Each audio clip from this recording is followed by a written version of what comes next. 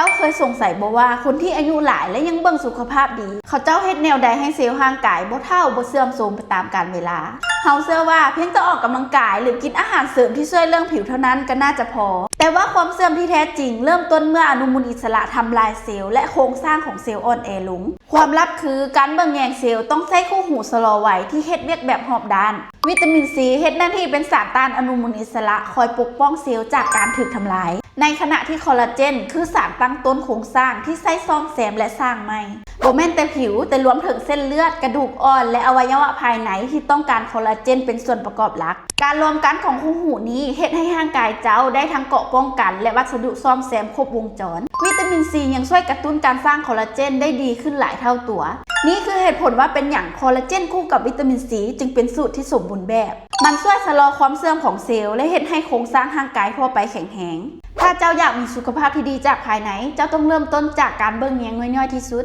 คือเซลล์ทั่วร่างกายเพื่อให้เฮาชะลอวัยแบบรอบด้าน